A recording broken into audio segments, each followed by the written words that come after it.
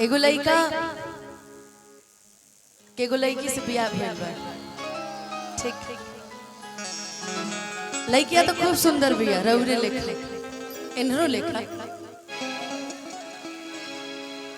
और उनका पति भी बड़ा सुंदर मिलल बाड़े। लड़की अपना पति के तारीफ में कहत है कि सांवली सुरतिया मोहनी मुरतिया बड़ा निक लगे उनकर मीठी मीठी बतिया कि मुस्की पर जाके लोभा गईनी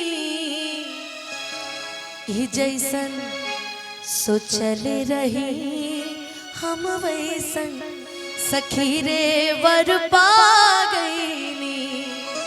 लेकिन कबो कबो कहल जाला ना कि कबो सावर चेहरा भी बड़ा सुंदर लगेला। सावर चेहरा के गढ़ने कुछ अलग होला। जैसे देखी रउओ सावरे भाई, इहो हमार भाई सावरे बा,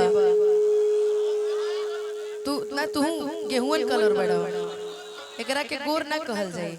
देखी हमार भाई ढेर सावर बा। देखी अलग देखी सावर होकला में बड़ी अच्छा चीज होला, ऐसा थोड़े बा। तबे नु हमने के गाइल जाए कि बड़ा नीक लागेला कलम जी के बोलिया कि जब से ले आइल बाड़े आपन घर डोलिया बन के हमरा जिंदगी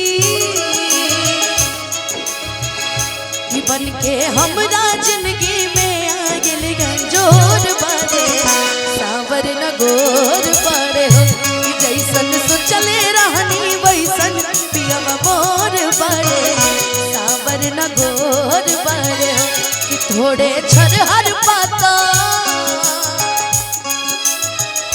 कि थोड़े छरहर पातर मोट थोड़े थोड़ बाड़े सावर न गोर बाड़े हो कि जैसन सोचले रहनी वैसन पियवा मोर बाड़े सावर न गोर बाड़े हो।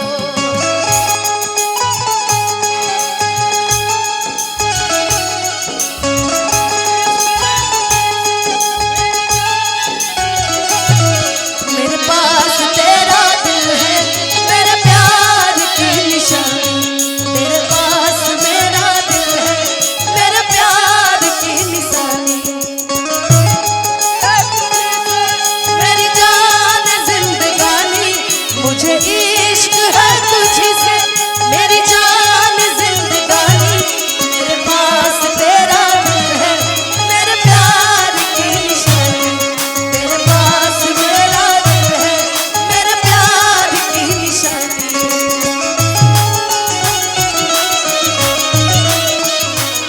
सावर न गोर बाड़े हो थोड़े छरहर पातर मोट थोड़े थोड़ बाड़े बड़ा नीक लागेला पलम जी के बोलिया कि जब से ले आइल बाड़े आपन घर डोलिया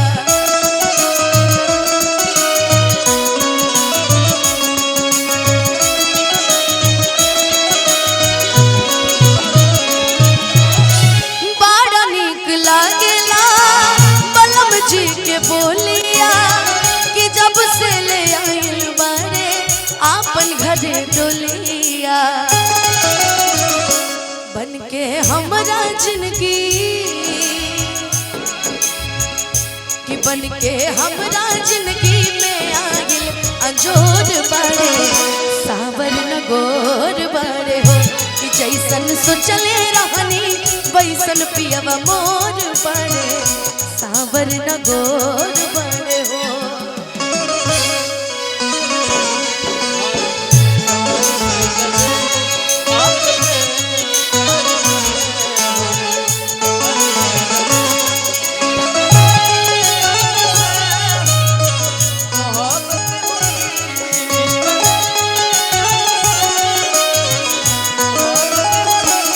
टूट के बादलों में बिखरने लगे आप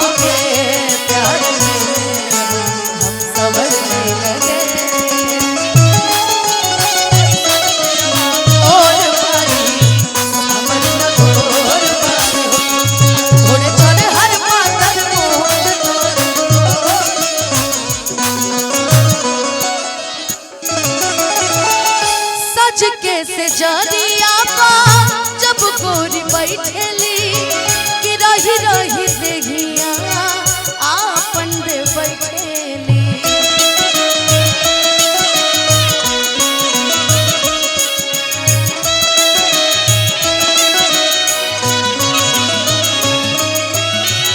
सज के से जरिया पा जब गोरी बैठेली कि रही रही देहिया आपन दे बैठेली। बाटे जुल्म जवानी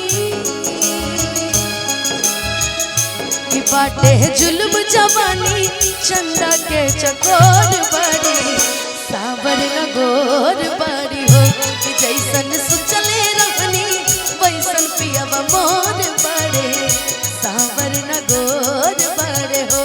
थोड़े छर हर पाता कि थोड़े छर हर पातर मोट थोड़े तोड़ बड़े सावर न गोर बड़े हो कि जैसन सोचले रहनी वैसन पियब मोर बड़े सावर न गोर बड़े हो। थोड़े छर हर पातर मोट थोड़े तोड़ बड़े सावर न गोर कि थोड़े छर हर पातर मोट थोड़े थोड़े बड़े कि सावर न गोर बड़े। अरे छूछे जाने घोंघटा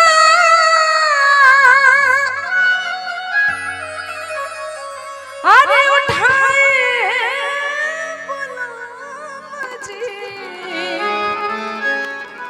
तो का चाहिए बताओ हो तो दी कुछ चिन्ह मुँह दे खाइए गुलाम जी। आई जा मुँह दिखाई कि चिन्ह अभी तक नहीं खेले राजा राम भैया। हमार नारायण हृदय नारायण चाचा जी कहाँ बड़े हृदय से बड़े वहाँ के कहाँ बनी कोना खो में बैठल बनी कि चाचा जी आ जईती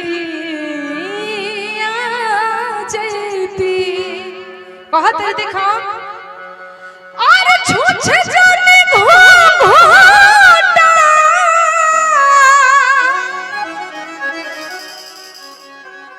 अरे उठाए गुलाम जी। मिल गइल बा 1 मिनट और रुके के पड़ी।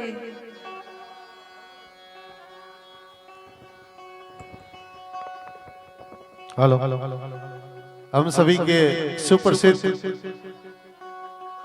क्षेत्र की नेता रंजना भारती जी, डॉक्टर केपी कमल जी, सभी लोग उपस्थित हैं।